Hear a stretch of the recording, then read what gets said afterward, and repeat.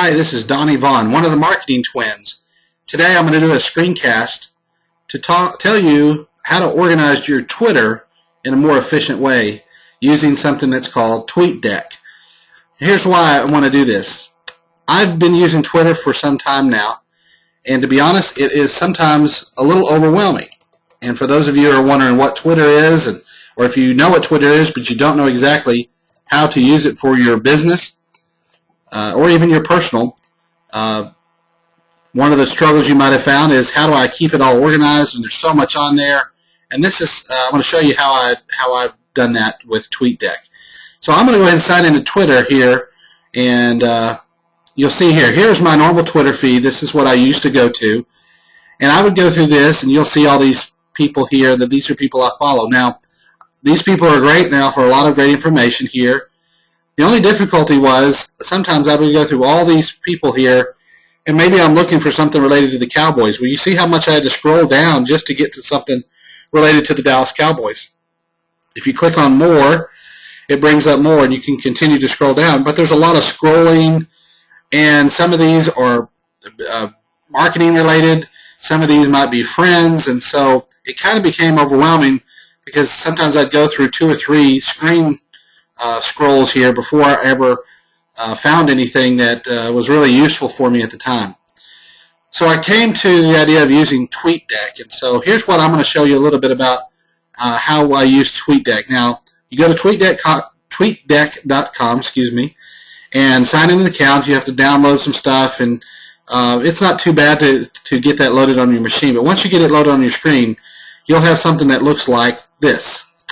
And so let's take a moment to look and evaluate what we have up on the screen here, and then we'll talk about why we use these and how I use these in other screencasts that I'll do. So just to organize a little bit, you'll see you can change these colors. If you don't like this black and gray, you can change that, because up here you can see where my cursor is, there's a thing called settings, and up here is where you change that.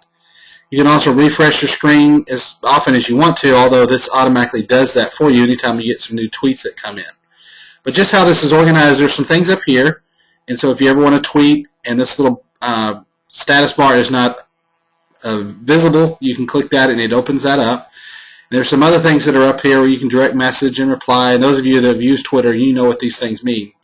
We're going to look at groups at another screencast a little later. There's a search, and there's some other things that I don't even know what they do, but we're learning about that. So here's what we do, and you can see all the people that I followed in my Twitter are also located right here under the All Friends section, and I'm using my mouse to point that out to you. And right over here, it may be hard to see, but there's a scroll bar, this little light gray button here. If you scroll down, you can see all the things. This is kind of what I used to do, and it was kind of frustrating to finally get down to where I maybe wanted to learn what somebody said, and it had to go all the way down here to find what they said. So TweetDeck allows me to organize a little bit differently, and the other thing that I like about it is up here, whenever you're using Twitter, you only have 140 characters. You'll see that listed right there. And so if I ever wanted to have a long URL, and sometimes you get, maybe it's a Facebook message or a group page, or maybe sometimes you go to an article online and the URL is extremely long. It's got some of those weird characters in it. And you want to shorten it. You use something that's called tinyURL or bitURL or those kind of things. And when using TweetDeck, you can actually use the shortening thing right here on the screen.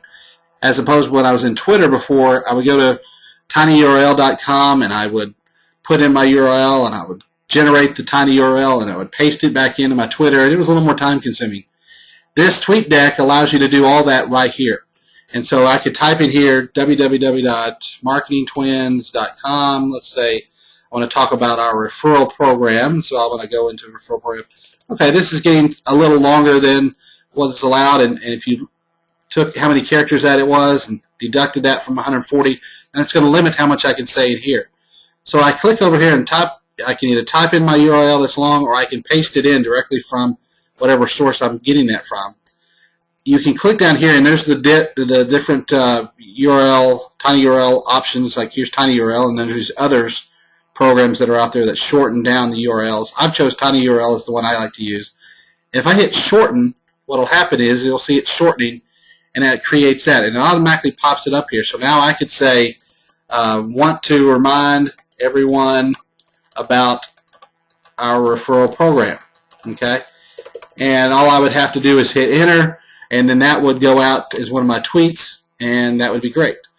The other thing that you can see here, some of you use TweetDeck to put your pictures up there. This allows you to do that. There's some other things that I haven't even got into. Oh, hashtags is another thing that we'll get into a little later at another screencast. So this is just how TweetCast is organized and allows you to do several things here all at once. So in the next screencast, I'm going to talk about how to group your Twitter friends into these different groups that keep you more organized, and you'll see how I've done those in the next screencast. Thanks, everybody.